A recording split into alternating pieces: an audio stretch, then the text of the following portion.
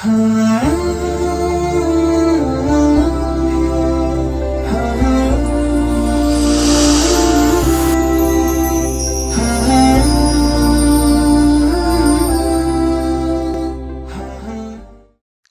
علیکم ورحمۃ اللہ وبرکاتہ۔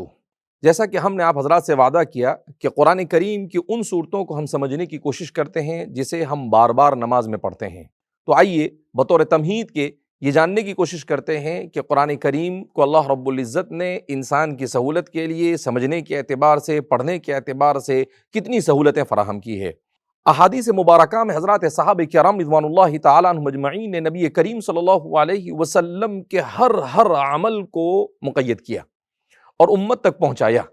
اور حضرات صحابہ نے الا فلیبلغ الشاہد الغائب کا ایسا حق ادا کیا کہ دنیا کی کوئی قوم اور دنیا کی کسی ملت، دنیا میں آنے والے انبیاء میں سے کسی نبی کی امت نے اس کا حق ایسا ادا نہیں کیا ہوگا۔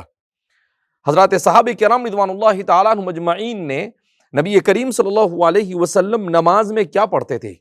فجر کی نماز میں کیا پڑھتے تھے، ظہر، عصر، مغرب اور عشاء میں کیا پڑھتے تھے، ان تفصیلات تک کو ذکر کیا، کن صورتوں کی تلاوت کیا کرتے تھے۔ تو فرماتے ہیں کہ قرآن کریم کو اللہ رب العزت نے نازل کیا 114 صورتوں میں، پھر اس کے بعد اس کی سہولت کے لیے اس کو احزاب میں تقسیم کیا صحابہ نے۔ احزاب میں تقسیم کرنے کا مطلب، صحابہ چونکہ قرآن کریم کے عاشق زار تھے، وہ قرآن کو پڑھتے تھے، ان کے یہاں پر قرآن کے پڑھنے کا معمول یہ ہوتا تھا کہ اکثر صحابہ دن رات میں ایک قرآن ختم کرتے تھے، اور صحابہ کی وہ جماعت جو مشغول رہتی تھی وہ قرآن کریم کو ہفتے میں ایک مرتبہ ختم کرنے کو اپنے پر لازم سمجھتے تھے، لہذا انہوں نے قرآن کریم کو حزب میں تقسیم کیا، جس کو ہمارے اردو زبان میں منزل کہا جاتا ہے۔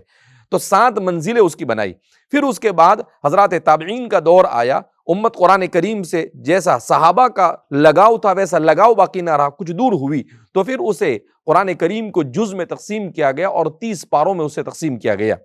پھر اس کے بعد اس کو آیتوں میں اس کے بعد اس کے اوپر اعراب لگائے گئے۔ اس طرح سے قرآن کریم کی جو خدمت کی گئی ہے وہ انسان اس کو سوچ بھی نہیں سکتا ہے کس انداز میں اللہ کی کتاب کے اوپر اس امت کے مختلف طبقے نے کس طرح سے محنتیں کی ہیں۔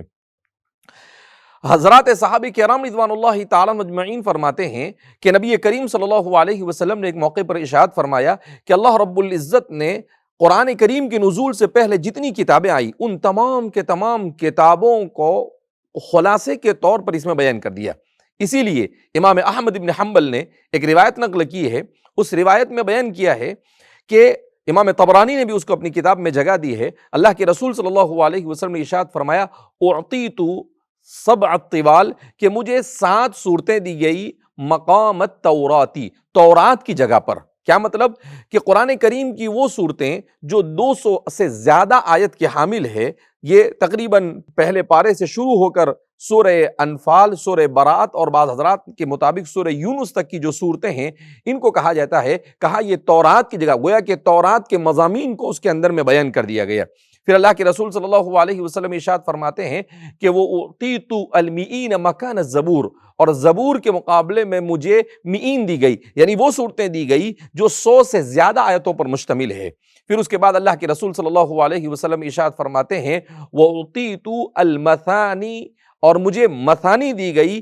کس کے مقابلے میں دی گئی؟ تو حضور فرماتے ہیں کہ مجھے وہ دی گئی انجیل کے مقابلے میں، یعنی وہ صورتیں جو تقریباً 100 سے کم آیتوں کے اوپر مشتمل ہے۔ پھر اس کے بعد اللہ کے رسول صلی اللہ علیہ وسلم نے ارشاد فرمایا وَفُضِّلْتُ بِالْمُفَصَّلِ، اور اللہ رب العزت نے مجھے فضیلت دی مفصل کے ذریعے سے۔ کیا مطلب کہ قرآن کے اخیر کا ایک حصہ ایسا ہے کہ وہ مضامین اتنے خوبصورت پیرائے میں صرف قرآن کریم کے اندر میں بیان کیے گئے، اور اس سے پہلے آسمانی کسی کتاب کے اندر میں اسے بیان نہیں کیا گیا اتنے خوبصورت پیرائے میں جتنا قرآن کریم میں بیان کیا گیا، اسے مفصل کہا جاتا ہے۔ اس کا آغاز کہاں سے ہوتا ہے؟ اس سلسلے میں جمہور کا قول یہ ہے کہ سورہ قاف سے، اور امام نووی فرماتے ہیں سورہ حجرات سے، اور بعض حضرات نے اسے سورہ فتح سے بیان کیا ہے۔ اس کو نماز میں پڑھا جاتا ہے۔ حضرات صحابہ کرام رضوان اللہ تعالیٰ عنہم اجمعین فرماتے ہیں کہ رسول اللہ صلی اللہ علیہ وسلم نے پھر مفصل کو 3 حصوں میں تقسیم کیا، طوال مفصل، اوساط مفصل اور قصار مفصل۔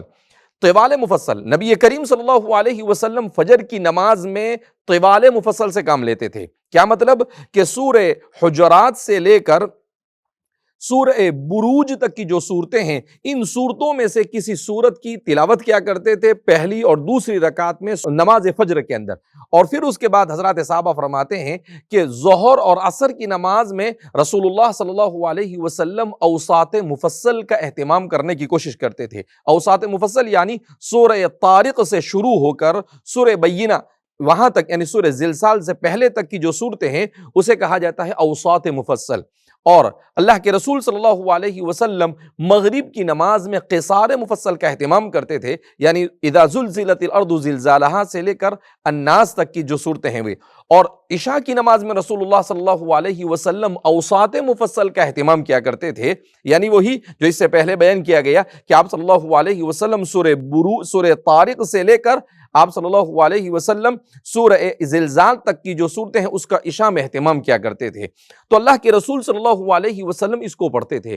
یہ بڑی اہم ترین صورتیں ہیں اور اس میں بہت ہی تربیتی مضامین کو ذکر کیا گیا ہے، لہذا اس بنا پر ہم نے سوچا کہ قبل اس کے کہ نماز میں پڑھ دی جانے والی ان صورتوں کی تفسیر آپ کے سامنے بیان کی جائے، پہلے اس کے بیک گراؤنڈ کو آپ کے سامنے بیان کر دیا جاوے، اس کی فضیلت کو آپ کے سامنے بیان کر دیا جائے، تاکہ اس کی اہمیت کو سمجھنے کے بعد ہم پوری رغبت کے ساتھ اسے اچھی طرح سے سمجھنے کی کوشش کریں۔ اللہ رب العزت پورے قرآن کو بہترین انداز میں سمجھنے کی ہم سب کو توفیق مرحمت فرمائے، جس کا آغاز ہم نے اس رمضان سے کیا ہے۔ اللہ کرے کہ یہ سلسلہ چلتا رہے اور ہم پوری کتاب کو اسی طریقے سے اس کا جیسا حق ہے ویسے سمجھنے کی کوشش کرے۔ اللہ رب العزت ہم پر قرآن کریم کے علوم کا انکشاف فرمائے اور قرآن کریم سے ہمیں بہرور فرما کر ہمیں دنیا اور آخرت میں کامیابی ہماری قدم بوسی کرے، ایسے فیصلے فرمائے، اور اللہ اپنی رضا ہمارے سب کے لیے مقدر فرمائے۔ والسلام علیکم ورحمۃ اللہ وبرکاتہ۔